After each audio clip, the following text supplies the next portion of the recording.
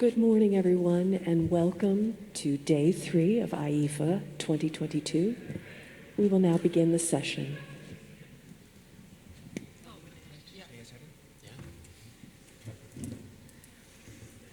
All right, well, good morning, everyone. Thank you so much for coming out. I know it's been an action-packed couple days, so really thrilled to see you all wake up early for this last day of Energy Finance 2022.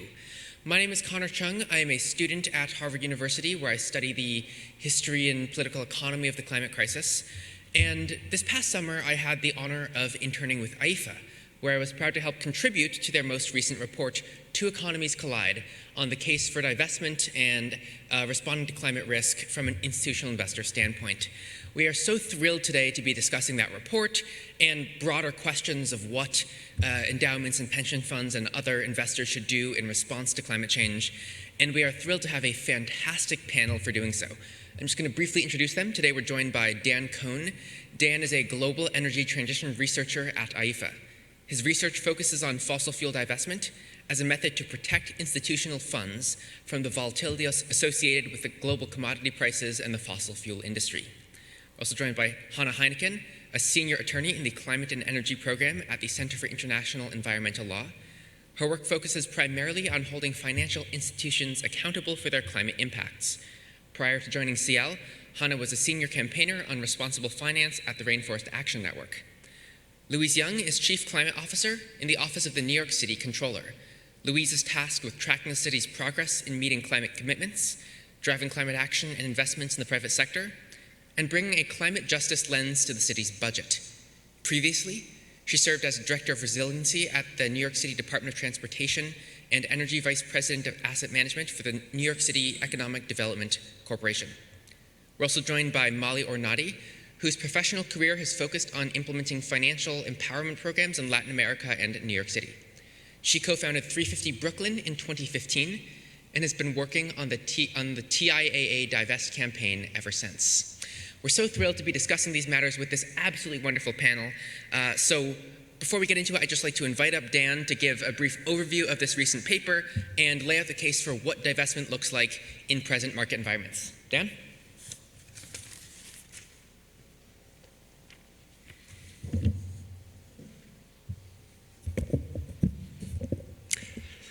Hey everyone, good morning. Thank you so much for joining us this morning. And of course, thank you to my fellow panelists and Connor for moderating and for his contributions to this paper. My challenge this morning is to condense over 100 pages of report and 40 years of financial and economic history into the next 10 minutes. So please bear with me if I move quickly. But remember throughout that this is a story about a rapidly changing present that will make the future look much different from the past. So I'll start with the structure of the report, then I'll lay out the core economic and financial case for divestment, and I'll close by talking about what this means for institutional investors. So the first chapter of our report lays out background and a brief summary of how we arrived at where we are today. The second chapter delves into risks facing the sector, and the third chapter is devoted to unpacking the arguments against divestment and providing our thinking on how to rebut them. The thesis of the paper is that the fossil fuel industry has lost its financial rationale. What we have today is an industry in structural decline, and this is due to a number of factors. There's been a structural change in the industry's ability to manage prices with the rise of fracking. Alternative technologies are taking the new growth and increasingly market share in fossil fuels' key end markets. The oil and gas industry's low-carbon technologies are just not commercially viable yet. And fourth, the industry faces increasing regulatory and legal risks. All of this has resulted in significant underperformance of the market by fossil fuels for the last 10 years. I want to start with this underperformance and some historical context. It is really a financial axiom and certainly a regulatory principle that past performance does not guarantee future returns. And I believe it actually helps our case to acknowledge that the past financial performance of fossil fuels was very, very strong. Nothing captures this better in my mind than the fact that fossil fuels comprised 29% of the S&P 500 stock index in 1980. That's the market-leading role that the tech sector plays today, and fossil fuels certainly remained a prominent sector for years, but since then, their position has eroded dramatically. Another way to look at this is to compare the 10 largest companies in the S&P 500. Again, in 1980, 7 of the top 10 were oil and gas companies. By 2020, that number had declined to 0, although in the last few months, Exxon has snuck back in. And what this history helps us see is that fossil fuels are dramatically underperforming their past and, frankly, the broad market in the last decade. You may have seen this slide on Monday, but if you look at a broad market index like the MSCI World, you can see that a fossil-free version in blue actually outperforms the benchmark since 2010. If the lines on this chart are a little hard to distinguish, let me break them down. Notice that until 2014, the benchmark and the fossil-free index are essentially tracking, but then they begin to diverge, and the fossil-free portfolio outpaces the benchmark. In the last 2 years, we see the gap narrow, but importantly, the energy industry has not yet fully made up its underperformance. If you look at the S&P 500's returns by sector, energy lagged the overall market in 8 of the last 12 years, and it was the absolute worst performing sector in 5. But if you look carefully, you'll also notice that it was the market leading sector several times. And what this last place, first place performance really comes down to is the key role of commodity prices. And I'm going to linger a little bit on this, forgive the history lesson, but it's very important because the fossil fuel industries rely in large part on elevated global prices for oil, gas, and coal to make a profit. And it's really that simple. This has to be a core part of our understanding and our argument. So between the 1980s and the late 1990s, oil prices were quite stable, actually declining in real terms. But by the early 2000s, prices began to rise as older oil and gas fields declined and new discoveries became scarcer. As many of you probably know, this led to investment in really extreme oil projects, deepwater drilling, Arctic oil, tar sands. Investors knew it would take decades to recover their upfront capital, but it seemed justified with the apparent scarcity of new supply.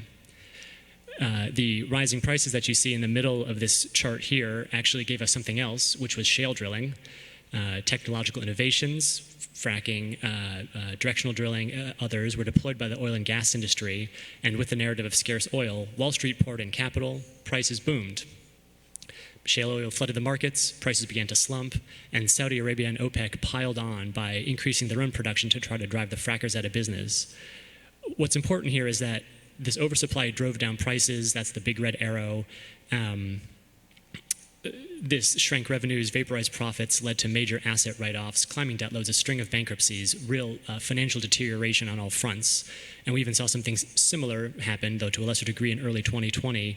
That's the smaller red arrow. As COVID emerged, Russia and Saudi Arabia were unable to agree on production cuts, leading prices to crash again. The point here is that internal competition within the industry is responsible for price volatility, and price volatility periodically eliminates profit margins, and this is likely to remain a key feature of the landscape going forward. So that was all a story on unstable supply and prices. The next piece of the puzzle is about unstable demand. And the short version is that fossil fuels are facing increasingly intense competition across each of their major end markets and are ceding market share, which has really never happened to this degree in the entire history of fossil fuel use. So in transportation, you have ExxonMobil CEO Darren Woods declaring that all new passenger vehicles will be electric in 2040. Gasoline and diesel account for more than half of global oil consumption. Today, we see the adoption of light electric vehicles and 2- and 3-wheelers hitting important milestones, and we're starting to see heavy-duty vehicles such as buses, semis, and yard trucks emerge. In the electric power sector, renewables have taken significant market share from coal across OECD countries, and costs have come down very steeply as fossil fuel generating capacity ages out in the US, and increasingly around the world, it's being replaced by solar, wind, and grid-scale batteries. And the IEA predicts that renewables overtake fossil fuels as the leading source of electricity in 2035, which, for all we know, may be conservative. And then finally, in petrochemicals, we're seeing serious discussions between governments, industry, and other stakeholders that really lead to reducing fossil fuel feedstocks in petrochemicals and reducing the use of single-use plastics. So the fossil fuel industry is facing unstable supply, unstable demand. What kind of response is it offering? Let's take a look at technology, politics, and shareholder engagement. And first on technology, I want to touch just briefly on CCS, carbon capture and sequestration, as it's the industry's principal solution to climate change. Unfortunately, the promises made in its name do not match its accomplishments to date. Companies such as Exxon claim that CCS is ready to go, that it can capture 90% of industrial emissions with technological capability that exists today. Unfortunately, hitting those levels of CO2 capture targets has really not been substantiated for any period of time for projects that have released data publicly.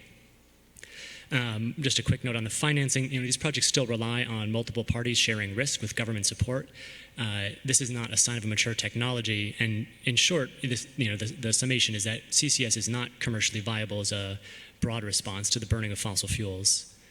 In terms of the political response, I believe our argument is that it's mission critical to boosting prices. In the face of the last decade's poor financial performance, the industry needed a boost.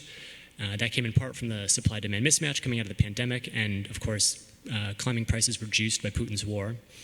But importantly, both of these factors are unsustainable from a financial perspective and are really not a stable basis for long-term investment in fossil fuels. And so we believe that when the war recedes, absent continued geopolitical intervention, the same issues I've been discussing so far will come back to the fore and continue to haunt the industry's profit margins. One final point I want to make about the apparent unwillingness of fossil fuel companies to change. This is a slide from the International Energy Agency that looks at oil company capital spending since 2015. IEA estimates that this year we'll see about 5% of all capital spending go to renewables, which appears to be an all-time high. In some quarters, it's treated as accepted fact that fossil fuel companies will play a role, and a substantial one, in the energy transition, but figures like this really do not bear it out. So what are institutional investors to do with this array of risks facing the industry and its general unpreparedness to navigate the transition? It may seem obvious sitting in this theater today to reduce portfolio exposure to fossil fuels, but this really is far from an accepted course of action to still many fiduciaries around the world. And what I've presented is a strong case for action, but fiduciaries need to come to this decision themselves for their fund in their own way. And that's really the essence of fiduciary duty. Consequential matters require deliberation and making a choice about how to protect your fund. So what we believe is that institutional investors should give sober consideration to whether they can meet their financial targets without fossil fuels in the portfolio. And to do that, trustees should be asking staff to produce an actual divestment plan that is designed with the fund's philosophy, return strategy, and asset allocation in mind, so that trustees themselves can consider the impacts on the fund and any considerations of timing, scope, and costs. Ignoring divestment and as an option when facing this risk by relying on general arguments or cocktail party level discourse is really an inadequate response. And an unwillingness to consider the implementation of an actual divestment plan designed for the fiduciary's specific fund, we believe, is a serious lapse of fiduciary duty. We've already seen divestment decisions by a multitude of globally significant investors managing $40 trillion collectively. So we know that divestment is past muster, and we're honored today to have Louise Yeung from the New York City Comptroller's Office as one of those investors. I think I will wrap up just by saying that, in short, fossil fuels are no longer the stable, profitable, and growing sector they once were. Institutional investors should not expect stable blue chip returns going forward for the reasons I've mentioned. And I think that's it. I hope this paper can be a useful reference to those of you working in this area, and I look forward to the rest of the discussion.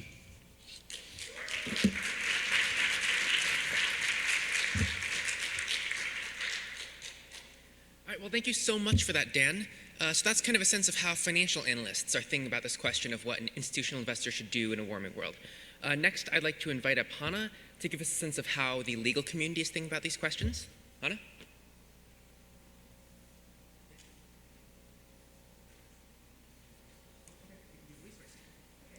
Never mind. All right. Next up, I'd like to invite up Louise to give a sense of how the institutional investors think about these questions in practice. All right, let's try that.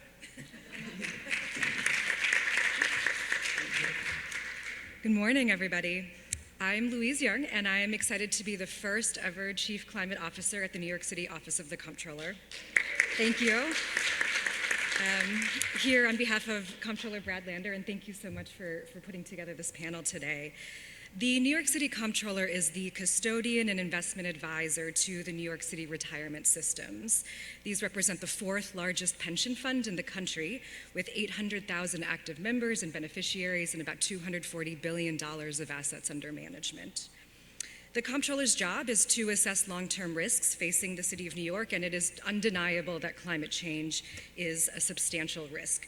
It's a risk to our communities and infrastructure. Just next week, we will be acknowledging the 10-year anniversary of Hurricane Sandy, which caused $19 billion of damages to homes, businesses, and infrastructure, and tragically the loss of 43 lives of New Yorkers. And climate change also poses a risk to our pension funds and the global economy. As damages from wildfires and hurricanes and heat waves continue to grow around the world, they're threatening the profits of the businesses that we invest in and our ability to deliver reliable long-term returns for our pensioners. As a long-term investor, we recognize that climate change is a systemic risk to our investment portfolio. Climate change isn't something that's looming in the distant future, it is here and now. 3 of our New York City funds have taken significant steps to confront the climate crisis. We have divested from companies that own fossil fuel reserves. We are investing proactively in climate solutions like renewable energy technology, energy efficiency, pollution prevention that will lead the way towards a just transition. We actually this year just surpassed our initial goal of doubling our investments in climate solutions and have an ultimate goal of $50 billion of climate solutions investments by 2050. We also play an active role as shareholders to engage high-emitting companies in our portfolio to reduce their carbon footprint, to end the financing of new fossil fuel infrastructure, and to strengthen climate-related disclosures. In 2017, we initiated a comprehensive assessment of the climate risks and opportunities to our portfolios and completed our first carbon footprint analysis. Those investments informed the development of a thoughtful and prudent scope for a divestment. We've decided to focus on fossil fuel reserve owners to mitigate the risk of stranded assets, and we didn't take this divestment decision lightly. We also tested the impacts of divestment and found that divestment would have outperformed the benchmarks in 1, 3, and 5-year annualized returns. Our divestment is just about complete, so that's really exciting. And I wanted to note that this is not the only kind of divestment that we've done. In 2013, our pension funds divested from gun manufacturers. In 2015, we divested from thermal coal. And in 2017, we divested from private prisons. As Dan was mentioning, divestment is one of several tools that institutional investors can employ. We are also developing a net zero implementation plan that guides our overall approach to climate finance and investing.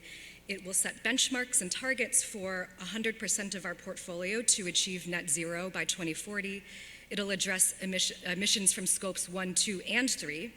It'll set targets for climate solutions investments, address the managed phase out of our high emitting assets, establish goals and expectations for both public and private asset managers, and more on that in a second, and identify a thoughtful strategy for corporate engagement that helps us to meet all of those goals. Our net zero plan is aligned with the latest climate science. The IEA unequivocally states that we need to stop new fossil fuel supply projects, not tomorrow, not in 2050, but today, if we are to keep to our global temperature rise below 1.5 or even 2 degrees Celsius. In recent years, we have seen an increase in financial institutions making net zero commitments, and we think that's great. But any talk that isn't followed through by action is meaningless.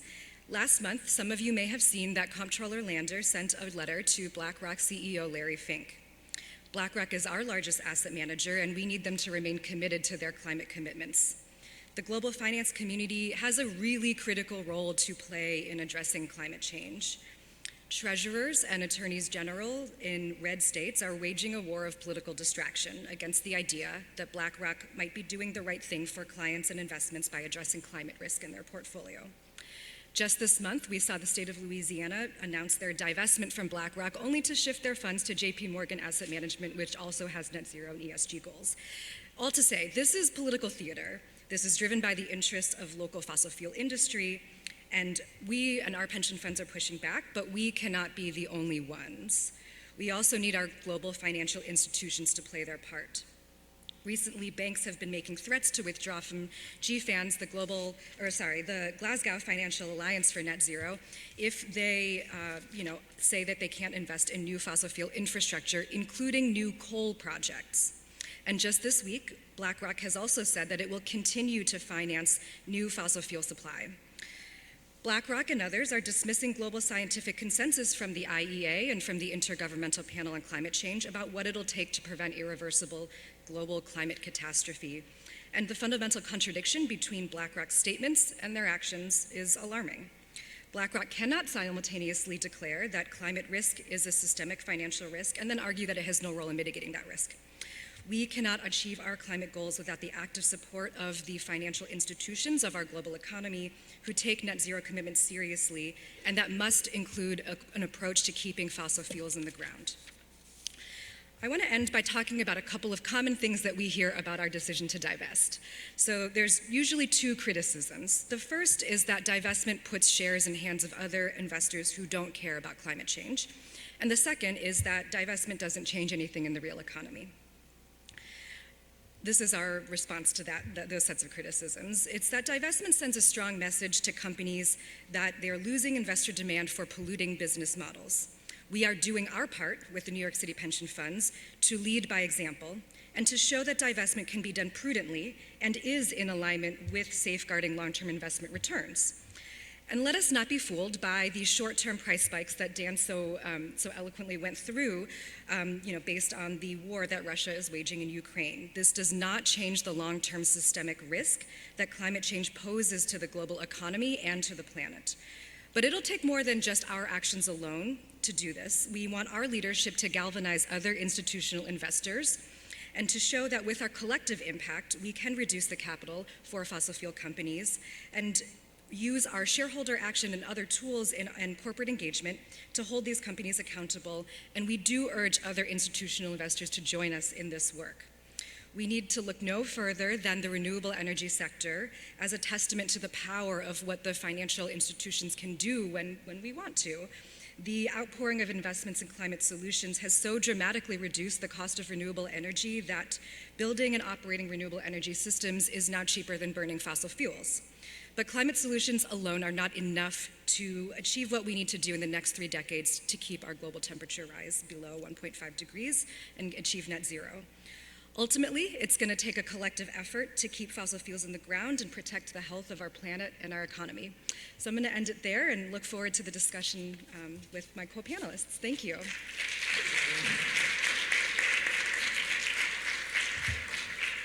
All right, so that's a sense of how asset managers are thinking about this question of climate change as a material financial risk. I'd like now to shift and think about how the climate movement is responding to that and what activists are doing to hold financial actors accountable to their climate pledges. So with that, Molly?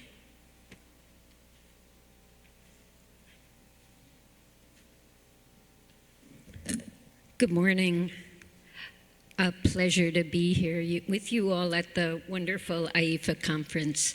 I'm going to talk about the TIAA Divest campaign. Okay, so TIAA Divest is a group that was founded in 2020 when a group of people had come together to fight a fracked gas plant in a small town about 2 hours north of New York City. And they did not win the fight. The plant was built, but after that situation happened, they looked into the finances behind the plant, and they discovered that TIAA owned 30% of the plant. And not only did they own the plant, but they were also involved in the Adani coal mine, that they were also involved in deforestation in Brazil, and there were a number of activist groups targeting TIAA all over the world, and that's how TIAA Divest was born. We are part of the Stop the Money Pipeline, which is a coalition of 200 organizations that are fighting fossil fuel finance in investment institutions, growing stronger every day. So what is TIAA? It's called the Teachers Insurance and Annuity Association of America. It's more than 100 years old. It has $1.2 trillion in asset under management, and it is basically the pension fund for all higher education institutions across the country. It also serves healthcare professionals, some nonprofits, and cultural institutions. And it is a signatory to more than 10 international organizations that focus on alignment with IPCC guidelines. And just so to be clear, Nuveen is a wholly owned subsidiary of TIAA, and it's their general asset manager. So this TIAA has a very carefully cultivated presentation to the world, and it's all about how sustainable it is. This is in all of their reports and their websites, I'm an account holder in every communication that you get from them. This is their message over and over again, and how they're committed to communities. This is their public image up and down. And not only are they committed to ESG principles, they present themselves as trailblazers in the field.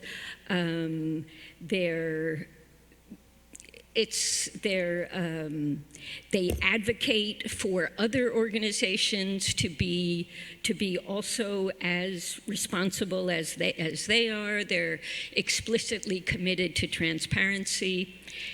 And we kept looking into their documentation, and we would find Enbridge and Halliburton and Adani and ConocoPhillips, but it was very hard to do a very thorough assessment because it's a complicated financial institution with a lot of different sub-funds, and we really wanted to know what were the hard numbers, what was the real situation.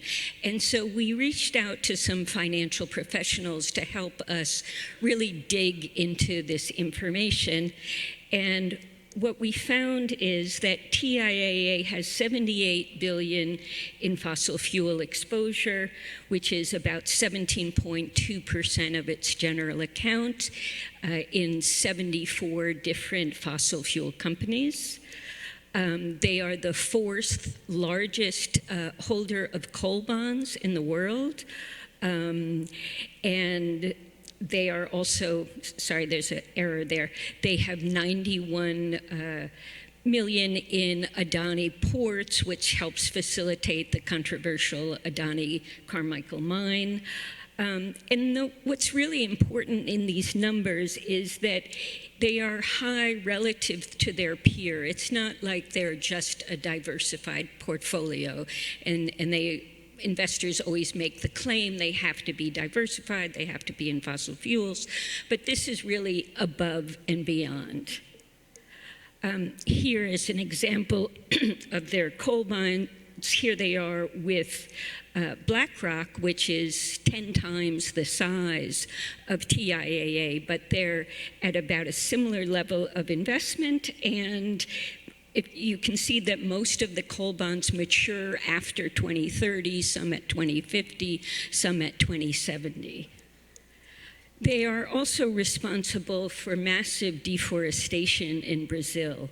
In the Brazilian Cerrado, the Savannah region, they have been linked to all kinds of companies that have been responsible for the deforestation shown there in orange, and that in the past 20 years, 44% of the flora and fauna of this region has been disappeared. So not only in terms of their actual investments, also in terms of their practices, they have consistent, systematic, misleading approach. When you try to find what are their criteria for ESG investing, there's a broken link. They claim that they measure scope 1 and 2 emissions, but it's actually only a very small part of their assets. They have a commitment to net zero 2050, but there's absolutely no interim goal, no interim benchmark, and that they've actually voted repeatedly against shareholder resolutions that calls on other companies to be transparent with their emissions and their targets. So here's some images of our campaign at work. The image in the center is when we cornered the CEO of Nuveen there and gave him a copy of the 23,000 names that had been signed on our petition calling for divestment. Some of our successes to date are the American Federation of Teachers, a union of 1.7 million people, voted to divest from voted to have TIA divest from fossil fuels. These are other examples. We have had success at university senates passing resolutions, petitions, protests. We've gotten 11 national media attention. And we're announcing today that we are filing a complaint with the PRI, the UN-backed Principles of Responsible Investment, for the huge chasm between what they are presenting to the world and what they are actually doing. We needed to take the campaign to the next level, and so we're pleased to make this announcement that we are filing this statement, this complaint. The substance of the complaint is all of the issues I've talked about today: the investment in fossil fuels, the deforestation, lack of transparency, and basically the violation of the 6 principles of the organization. And you can read what those principles are, and the complaint explains in detail how they have violated their commitment in these specific ways. Here's a list of our demands, and I'm just happy to let you know that this morning Reuters had a story: financial services firm TIAA faces academic backlash over energy investment, and the story was picked up by about 5 different other financial organizations, and all of the information will be on the IEEFA website that has each panel's information, where you can read the complaint and you can see these news articles. Thank you.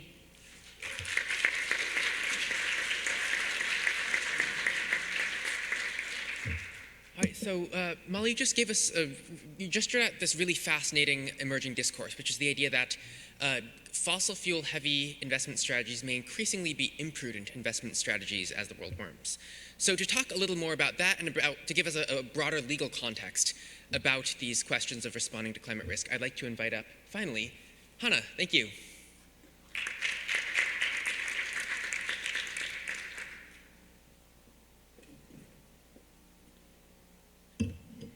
Hi, everyone.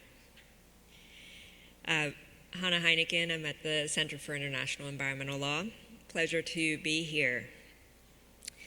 I want to talk about legal strategies that hopefully this community can explore further in the pursuit of fossil fuel divestment. And some of you may be familiar, but I'll go through a couple basics for those who aren't. Institutional investors, I'm going to speak mostly about the US, but I would say this applies in many jurisdictions, they have a legally enforceable fiduciary duty to act responsibly, to manage the money that is entrusted to them responsibly. So in the US, state pension funds are primarily subject to statutes outlined by the states. This is largely following the Uniform Prudent Investor Act, which states that pension funds are bound by a fiduciary duty of prudence to, quote, invest and manage trust assets as a prudent investor would, by considering the purposes, terms, distribution requirements, and other circumstances of the trust. The trustee shall exercise reasonable care, skill, and caution, end quote. So essentially, it also means they have to be prioritizing protecting the long-term value of the fund. And this has very clear implications on climate risk. University endowments also have similar duties that's based on the Uniform Prudent Management of Institutional Funds Act. And also some people may be familiar with the charitable purpose rule, which I know some people in this audience work on endowment divestment. And then for private employer retirement benefit plans, one of the key law there is the Employee Retirement Income Security Act, called ERISA. And that has similar wording requiring a plan fiduciary to discharge her duties with, quote, the care, skill, prudence, and diligence of a prudent person under similar circumstances. She also has a duty of loyalty, often called the exclusive purpose rule, stating a plan fiduciary has a responsibility to act on behalf of a plan for the sole purpose of providing benefits to participants and beneficiaries.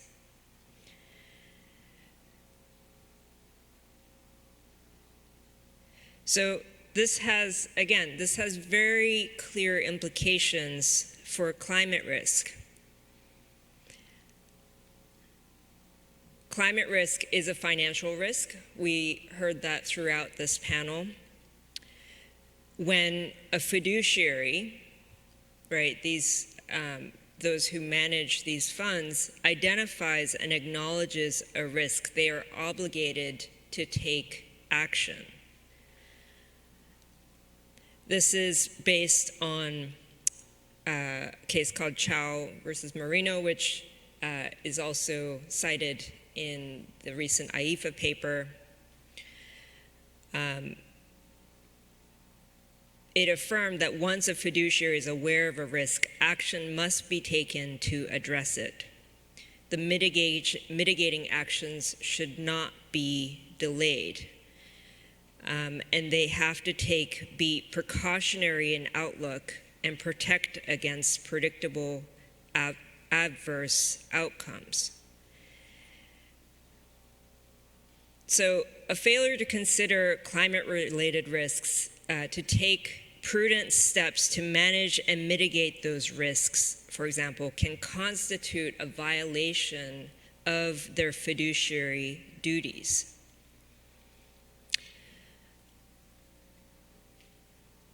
And I want to speak specifically about divestment. Many investment funds are unwilling to consider divestment, but as the IEEFA report clearly outlines, divestment needs to be part and parcel with a climate action plan. We often hear from financial institutions, oh, well, we can engage with the companies. That is fulfilling our fiduciary duties. But when there is clear evidence that engagement with fossil fuel companies is not working, when, as the IEEFA report very clearly lays out, the fossil fuel companies are just structurally need to be go out of existence, and they are not a good long-term investment, then to dismiss divestment, to be insistent on engagement only, as, for example, TIA does, should constitute a breach of fiduciary duty.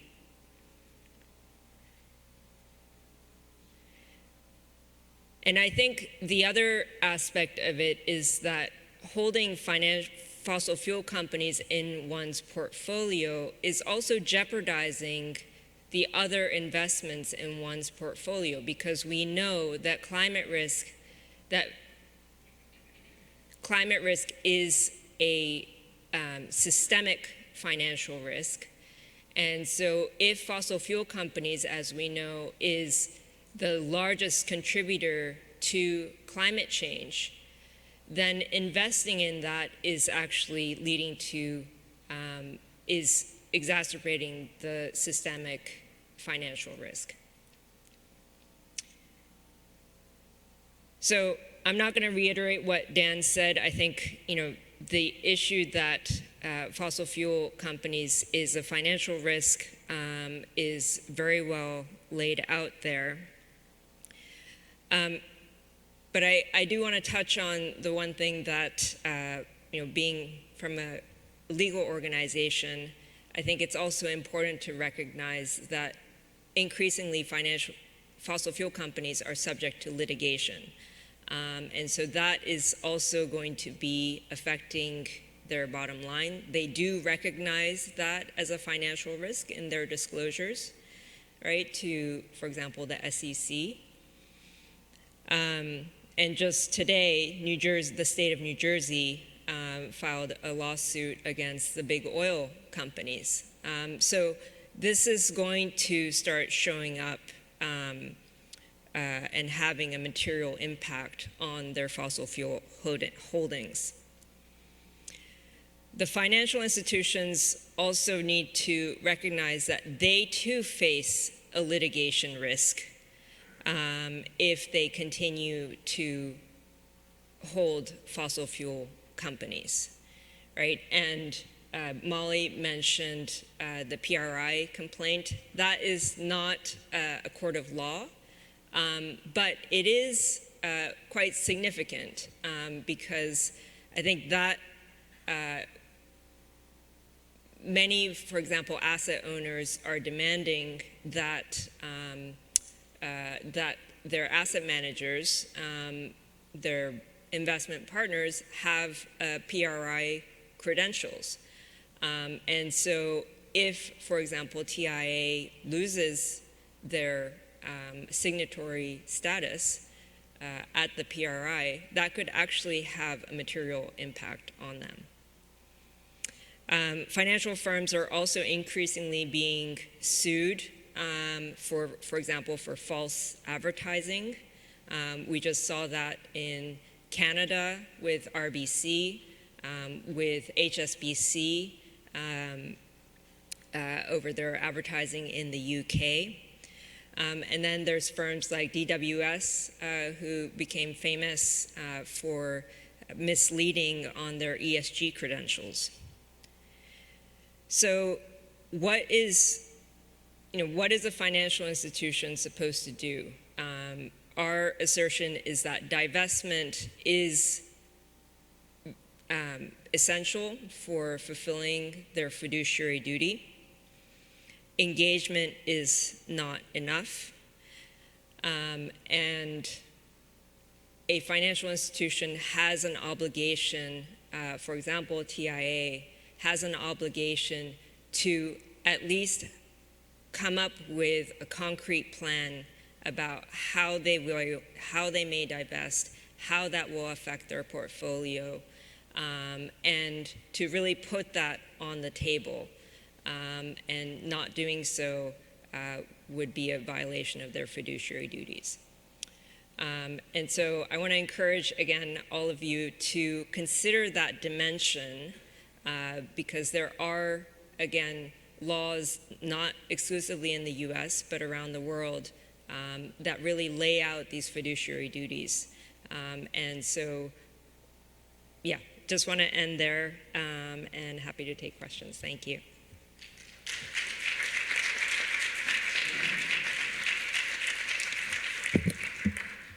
All right, thanks so much for that. Now we're going to get into a panel discussion, so if you have questions, start thinking of those, start lining up. While we wait, in the meantime, just to get our juices flowing, I'll ask a quick question, which is one common theme I was hearing throughout people's talks today was concerns about greenwashing. In recent years, companies making net zero pledges has become all the rage. But one thing I'm hearing is that investors and activists alike are concerned about the potential for greenwashing and abuse in these corporate climate commitments. So my question for anyone who wants to take this is, how should financial actors parse through the noise and ensure that emissions reduction pledges are both credible and meaningful?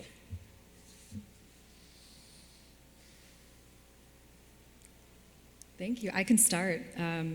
We've been thinking about that question a lot, of what is a real climate commitment, and we've been trying to define what that means for ourselves so that we can walk the walk and also think about how we approach our asset managers. To us, there's a couple of factors that a true net zero commitment needs to include. One is that you're covering 100% of your portfolio when you're benchmarking and setting interim targets. You can't just conveniently leave out a percentage that might cover your highest emitting assets. That would be, that wouldn't achieve the ultimate goals.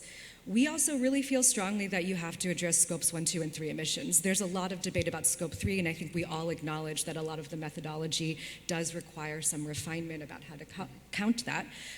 But that doesn't mean we should just ignore scope 3. I think, when we were doing some research into that, there's a CDP analysis that found that scope 3 emissions are associated with financial institutions investing, lending, underwriting are on average 700 times higher than the direct emissions. And so I think we really want to see an emphasis on all scopes 1, 2, and 3. We think that any kind of credible net zero goal has to address phasing out high emitting assets. What does that look like? That's for investors to decide how they do that to mitigate stranded asset risk, things like that. But you can't just forget about that aspect. A lot of people we're seeing are focusing exclusively on climate solutions. That's great. It has to be paired with some kind of plan for addressing phasing out fossil fuel assets. So those are some of the things that we've been thinking of, among others.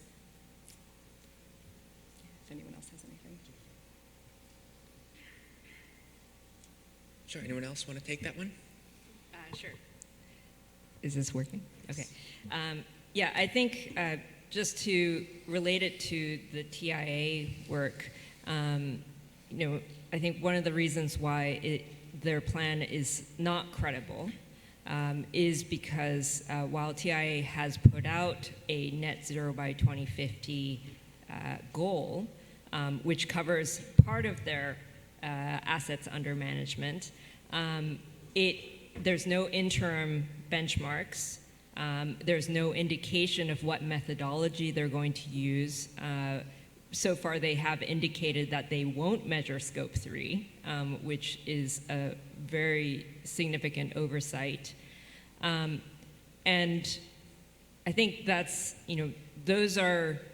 without those elements, there is no certainty that they are actually going to meet this 2050 goal that they have set. I also just want to mention that we're very skeptical of a lot of these net zero commitments because many of them rely on, for example, the use of offsets or certain technologies like carbon capture and storage, or maybe direct air capture that have yet to be proven to work at scale, or in the case of offsets in particular, have been linked with a lot of credibility issues. and land rights issues. And so, these plans need to be accompanied by very concrete measures to and make sure that that is transparent and benchmarked and aligned with the 1.5 degree pathway. Just to add to that, as TIAA is the biggest landholder in the world, there has been a lot of indications that they plan to use this as part of their offset mechanism. So it's something to be looking at going forward. All right, well, let's get into questions then. I think I'll start over here. If everyone could just state their name and their affiliation, that would be great. Hi, thanks to the panel. I'm Morgan McMillan. I'm with the Winslow Foundation. And it would be great to hear, in the case of the New York Comptroller's decision to divest, was there a movement among pension holders that led to the decision of the office, and how important do you think that is to influence other states or state treasurers who might be moving or thinking about divestment? Thank you. That's a great question. I think there was the divestment movement in general had been sort of growing at that time, and so there was definitely a lot of interest in that. When we started thinking about what it would look like to consider divestment, we also accompanied that with a lot of technical analysis. So I mentioned we did a carbon footprinting analysis, and we also initiated this comprehensive assessment of all of the risks of climate change to our portfolios to really figure out where we might scope our divestment and make sure that any kind of decision we did would be prudent also for the returns. And so we did a lot of kind of behind the scenes work to make sure that it was an action that we could take, that we weren't jeopardizing the risks to pensioners, and definitely think that there's a role for a lot of the advocacy and the kinds of things that my co-panelists have been working on are really meaningful to help push institutional investors to make what could be considered as hard decisions or just really maybe non-mainstream yet decisions. Now, you mentioned some of the research the fund carried out in the course of its consideration. I know there was one set of reports from BlackRock and Makeda that were really quite influential in shaping how people see that. Maybe, Dan, could I bring you in to talk about those reports and what their significance was? Sure. I'd actually maybe prefer to pass it back to Louise for the inside view.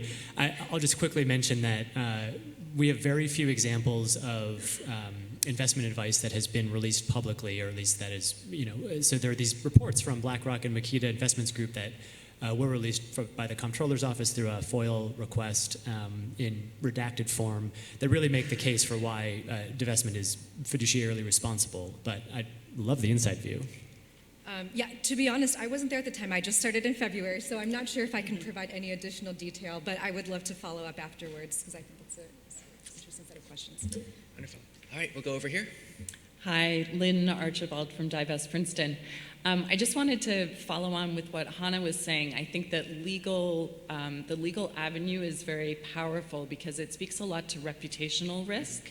And I think, though, for many grassroots or small organizations, the idea of bringing a lawsuit seems impossible. And it also seems like a black financial hole that you would have to have very big backers with very big pocketbooks to fund something like that. And in fact, what we did was we took the incredible guidebook that Divest Harvard did, which Connor was involved with, about how to file a legal complaint, which is not a lawsuit. And so we, along with 4 other schools, we all filed legal complaints using the statute that Hana mentioned, which is IEEFA in our case. And basically anyone can file a complaint, and it's really essentially like saying, excuse me, teacher, Johnny is doing something really bad. And then all you do is file the complaint and walk away. You're not, committed to a years-long legal fight. You're not worried about SLAP. You just file the complaint and then you go on your merry way, but you get publicity for it. and you sort of bring that reputational risk and damage aspect to it. Obviously, we'll never know. Princeton did divest about 6 months later. Harvard divested about 6 months later. Cornell divested. They filed a legal complaint, also divested. So we don't know. Many, many factors obviously go into these things, but a legal complaint using one of the statutes that Hana mentioned is a very cheap way to just kind of increase the pressure, and I really recommend the guide that Divest Harvard did. So thank you. Yes, Molly? Yeah, thank you for giving me the opportunity to thank our brilliant Hana Heineken who did this report, and the generosity of the Center for International Environmental Law. I mean, it's our alliances that make us strong, and we are so grateful to have the opportunity to work with so many capable people across the world that participated in this. The Sunrise Project Toxic Bond Funds, the As You Sow. There's so many different organizations that are building our capacity and our ability to work together to really be much more forceful in this movement. Now, Hana, I'm curious, maybe could you talk a bit about when TIAA Divest came to CL looking for help on trying to get the fund to act? Of all the possible approaches, what was it that made CL decide the complaint was the most effective strategy? Yeah, that's an interesting question.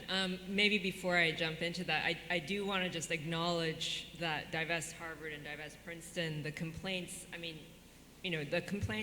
the legal complaints that you put together were extremely persuasive. And I think that is, that in itself, putting that information together and putting it to, in front of the university and saying, hey, we have a strong case here.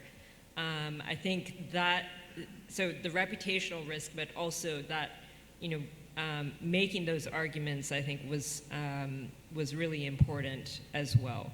And so, yeah, just want to really uplift, the work that you guys have done. With respect to TIA, so as Molly has said, the TIA Divest campaign has been running for several years, and TIA has been very unresponsive to that campaign, really unwilling to engage with the stakeholders.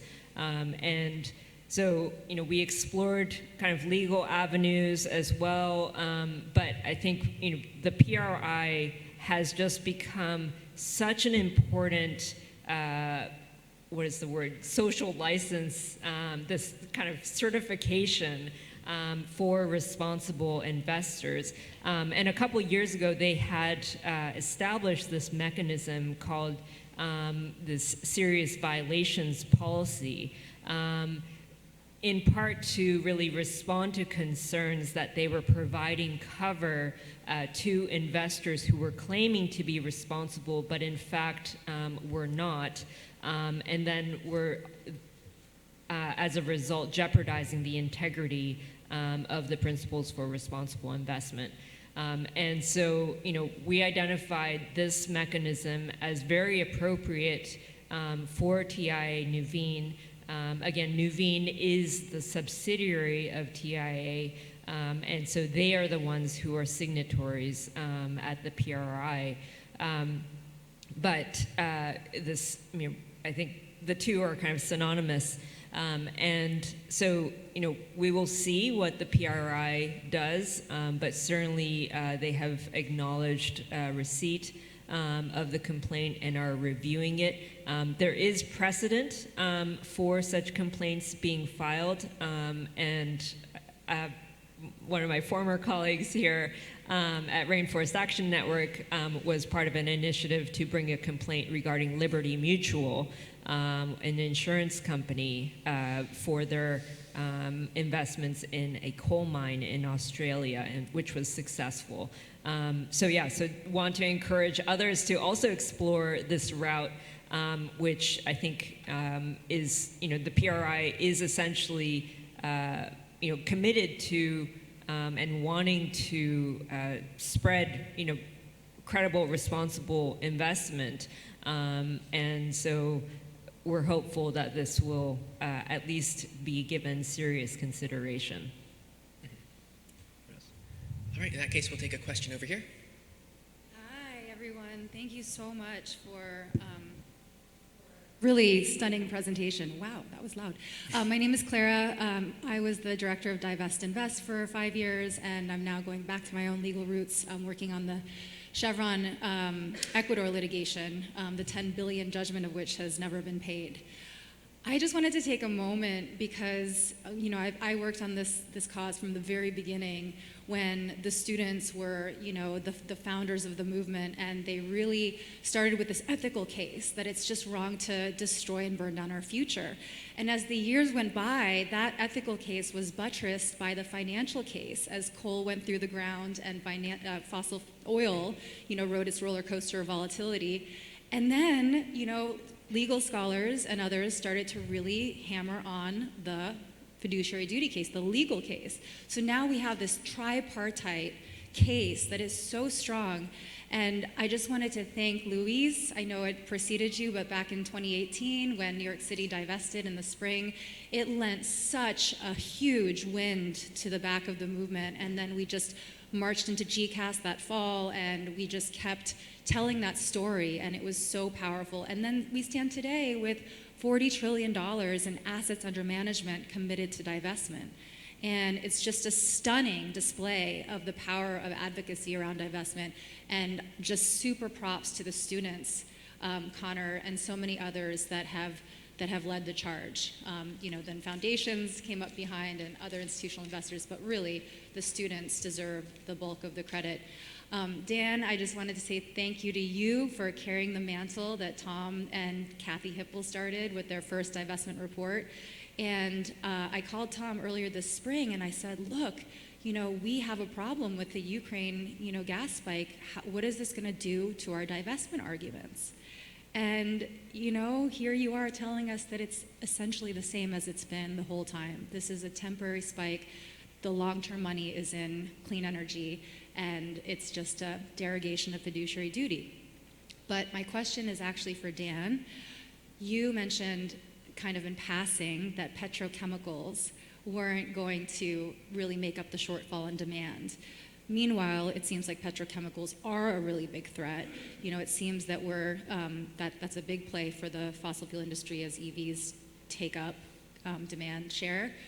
So I just wanted you to expand on why you don't think that's a serious problem a little bit, and also kind of the bigger question of why institutional investors like BlackRock, you know, the biggest asset manager in the world, why they're suddenly doubling down on fossil fuels again after their, you know, sweeping pronouncements about climate change being a great threat to the finance sector. And, you know, why is it that they, with all their financial knowledge and expertise, don't see what you guys are seeing? Thank you. Check, am I on? Great.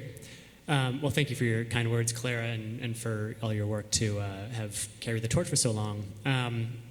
So I'm not sure I can provide really compelling answers to either of your questions. Petrochemicals are not my area, but I understand that there's several things going on, right? There are discussions at the European Commission about, you know, about the sustainable investments taxonomy and really circular economies, where industry is at the table and helping advance conversations about reducing fossil fuel use. The International Energy Agency has projections about reduced demand, long-term demand for petrochemicals from fossil fuels that is not, you know, an exponential curve. I'm sure there are folks in this room who know much more about this than I do. And I'd love if I could speak for BlackRock. I certainly can't. You know, I think it's a complicated institution. There's, you know, teams on both sides of this issue, and there's a really effective political advocacy going on currently to really back them off of the strong sort of leadership position they were taking. And I think it's incumbent on us to continue to buttress the folks on the inside who can swing things in the other direction. There are a number of fabulous folks who have been at this conference who are involved in exactly that work. We're proud to support them. And so, I'm not sure what else to say, except that, for many of the fiduciaries around the world, they've not been pressed on these matters. And there really is, there's so many confusing. So to go back to what you said about this being a financial case that remains strong despite the current upswing in prices, but it's more complicated now, right? I spent 10 or 11 minutes talking at a mile a minute trying to lay out the pieces of why this is really a short-term thing. We absolutely hope, right? But we can't control what nation-state actors do around the world. And I sort of lost my train of thought as to where I was going with that.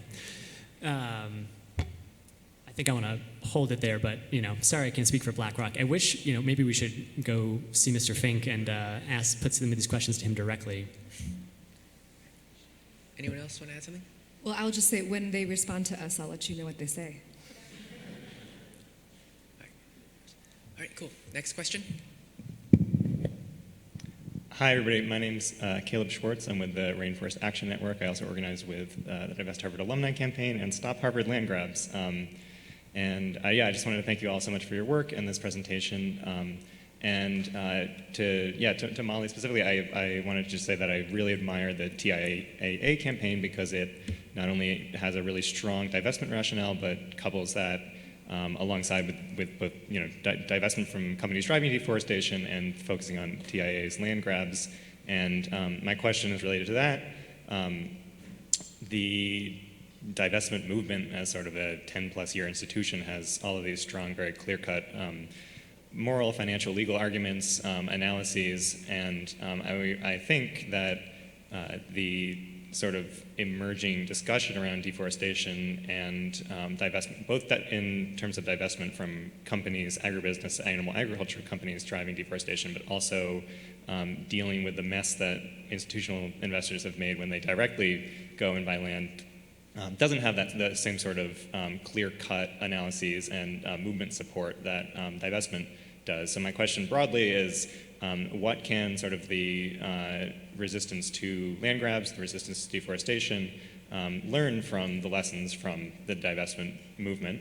And specifically, I'm really interested in net zero commitments where in some cases you have institutions that have committed to divestment but say nothing about land, and as Molly brought up, are even positioning to do some weird offset math that may make land use issues even worse. So I'm curious about how you were all thinking about land in this broader picture of divestment, and I guess especially Louise as well, how you might be looking at land as part of your broader criteria on net zero.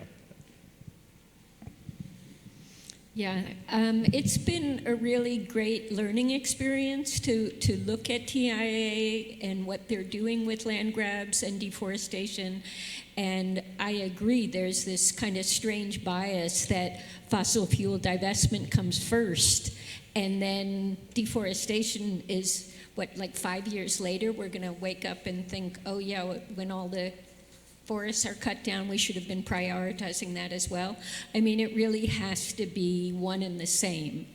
And it's absolutely as severe and as important. And so that has been a great thing in this campaign to try to bring that forward. And that happened because of our alliances with Action Aid and the Land Grabs Coalition and a lot of those groups that don't have as high a profile, but TIAA is having as dramatically egregious impact on these communities and on 44% of the Brazilian Cerrado is gone after 20. The flora and fauna is gone after 20 years of investment there. I mean, it really is criminal, and that crime has to be brought up to as criminal as the fossil fuels are. Anyone else want to add something? Could I add something? Of course. I think it's an interesting question about how to translate the fossil fuel divestment work to the agricultural sector. And obviously it's not, it's not as clear of a call to action because, institutions cannot just completely, it's not really reasonable to ask that they divest completely from all companies involved in the agricultural sector, right? Whereas the fossil fuel sector is a much clearer case in terms of, they need to be phased out. The TIA complaint, which I encourage all of you to read, the demand very specifically calls for TIA to institute a moratorium on purchasing any further farmland and timberland. And it also calls for divestment from companies that are involved in and land that is associated with land grabs and deforestation. And so, there is a kind of delineation of what is the kind of, land investment that is harmful. But as Molly has said, TIA is the largest institutional owner of farmland and timberland in the world. They own 1 million acres in Brazil, largely in the Cerrado. Much of this land, if not all of it, purchased through shell companies to skirt Brazilian laws to which, they were found to be doing it illegally. And so this is extremely problematic. And I think, as there's growing recognition of this link between, land use and climate action, I think we are going to hopefully see more institutions, have stronger mandates about what kind of land and agricultural activities that they're not going to invest. Clearly, we're seeing this, standard no deforestation, no peatland, no exploitation standard among financial institutions. The scope of that, I think, needs to be widened. But I think this is, this is starting to emerge more clearly in the financial sector standards. If I can just jump in, I think from a higher level, what this comes down to is the need for leadership, right? Fiduciaries need to be pushed to take a leadership position on fossil fuel divestment, on land issues. When you become a fiduciary, like, you didn't sign up to create climate policy, right? But now we are living in a world where, at least in this country, there's not a planned transition, and the issue is being brought rightly before people who own and can control the flow of significant amounts of capital that are shaping our world. And the nature of leadership is that you deal with the challenges that arise as they arise. You don't get to, pick and choose, oh, that's not an issue for us. It's an issue that's being brought before fiduciaries. Similarly to Lynn's point previously about the Attorney General complaints, it's going to take some leadership to get those AGs to actually initiate the investigations and, bring these matters to resolution. And I think this is the role of the movement, right? We are acting in sometimes professional and polite ways, sometimes unruly ways, to raise these issues and identify the hypocrisy behind what corporations are saying and how they are walking the walk, and identifying the impacts and making it impossible for actors to speak out of both sides of their mouth. So. This is why we wrote this paper, really, was to try to continue to arm the movement with what we think are the best arguments for divestment and against the objections. But that's really the task on all of us, to force very powerful people to make the choices that we need them to make. All right, so with just a couple minutes remaining, I see 3 questions on the floor. So maybe let's take them all at once as a block, and then the panelists can respond to whatever ones of them they wish or synthesize as they would want. Let's start over here. Great. Thanks very much. Jessie Waxman with Sierra Club. This question's mostly for Louise. It's been really great to see the New York City Comptroller's Office take leadership on climate, both in terms of investment and engagement strategies, and both organizations and activists across the country are eager to see their state and city pensions follow suit. Not all of those folks have pensions themselves, so I'm curious what advice you have for those looking to have their own state and city pensions take more leadership on climate. Specifically, what do you see as the biggest obstacles to to your peers adopting the same approach that you have? And then where and when specifically, what point in the year do you think outside engagement and pressure can be most effective in helping essentially your peers transition in the same way you have? All right. Thanks. We'll take a question here. Yes, hi, Seth Feaster. I'm an analyst with IEEFA. I spoke on Monday about private equity investments, specifically at the New York State Common Retirement Fund. I also happen to be a Brooklyn resident. And my question is for Louise, and it's a question about transparency. The New York State Common Retirement Fund owns about 340 pieces of 340 private equity funds. And it's actually pretty difficult in order to see exactly what all the fossil investments are inside of all of those funds. And my question to you is, from your view from the Comptroller's office, one is about your commitment to transparency and the kinds of fossil-related investments in the kinds of funds that New York State has. And I guess second is the mechanics about how it's possible to get state and city pension and retirement funds to get out of those kinds of investments. Thank you. All right. And one more question over here. Thanks so much. Nikki Reich with the Center for International Environmental Law. I had two questions, but one of them was precisely about private equity, so I'm glad that was put on the table. And the second one is just to get anyone's reflections on what we're seeing in the United States as a backlash against the ESG and divestment movement, which of course is testament to its strength and power. So I think on the one hand, let's take the pat on the back that signifies, because you don't get that kind of reaction unless you're having effect. But I wanted to hear a little bit about what we think are the best responses, both how seriously to take this issue of the kind of the other side challenging that in fact it's doing real ESG investment or divesting from fossil fuels that is a threat to compliance with fiduciary duty, when we've heard so clearly and we know that in the context of mounting climate risk, including transition risk, litigation risk, regulatory risk, physical risk, that the long-term interests of beneficiaries and participants indeed requires action to bring the portfolio in line with a world that will not only ensure pecuniary benefits, but the ability of participants and beneficiaries to enjoy those benefits. Otherwise, money in the bank isn't worthwhile if the world is burning. So I'd love to hear your thoughts about how seriously to take that and the best responses. Thanks very much. All right, so the questions on the floor, which I imagine everybody would have something to say about, are what advice one would have for campaigners looking to get their state or city to divest, questions about transparency, private equities, fossil fuel ties, and the ESG backlash. No small matters, but maybe if we can just go down the line, everybody can briefly respond to any one or combination of those. Let's start with Dan.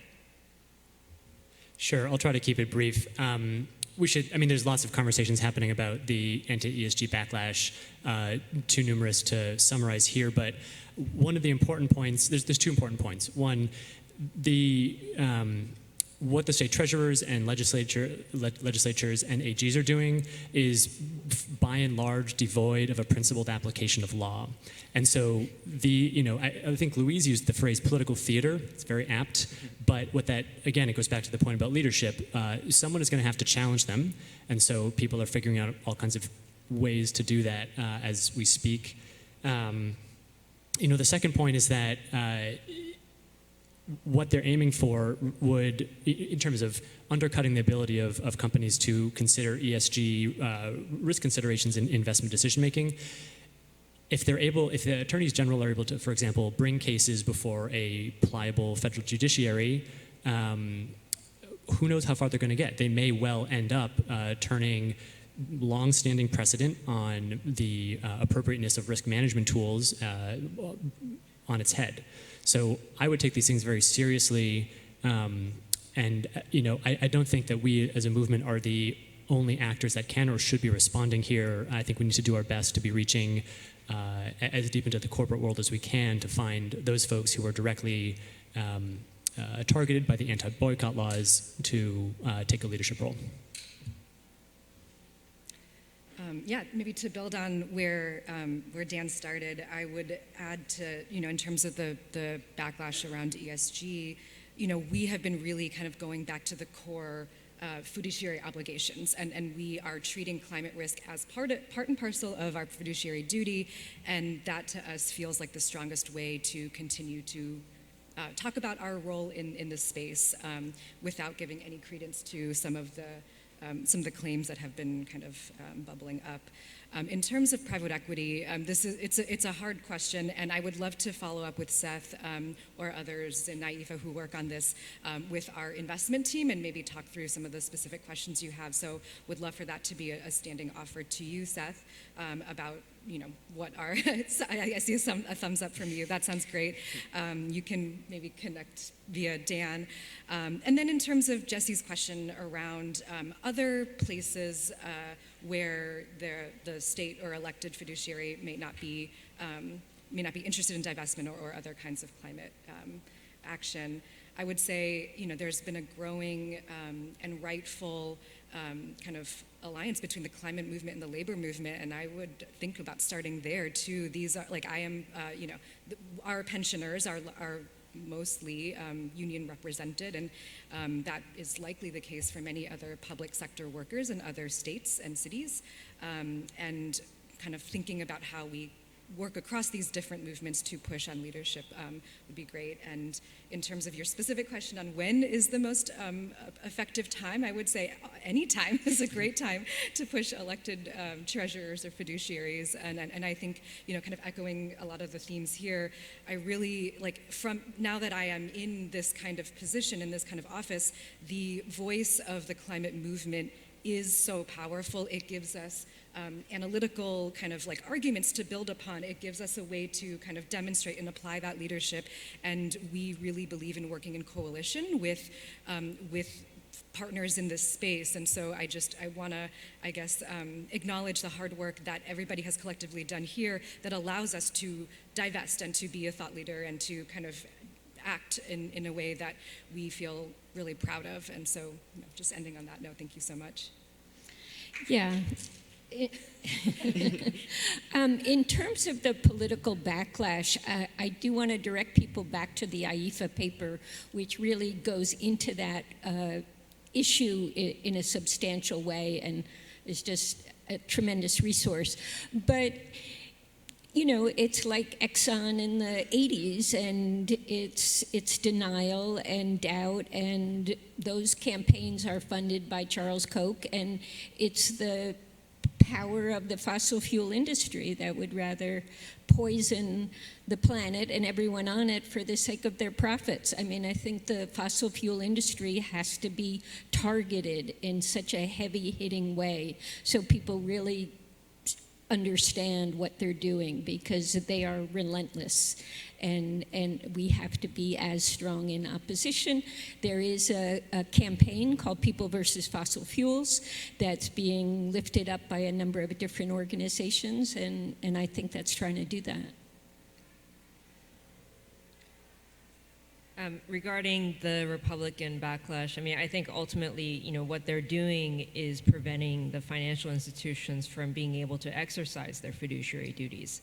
And so that is, I think the facts speak for themselves. Climate risk is a financial risk. And so what they're trying to do to hamstring the financial institutions is not going to work. I do think we need to challenge what they're trying to do right now, because any judgment in a Republican appointed court that climate risk is not a financial risk will be very dangerous to the movement. But in the long term, I think our conclusions are undeniable, and it will become increasingly clear as unfortunately climate change will become more severe. Lastly, with respect to transparency, I think the transparency issue. Yes, private equity.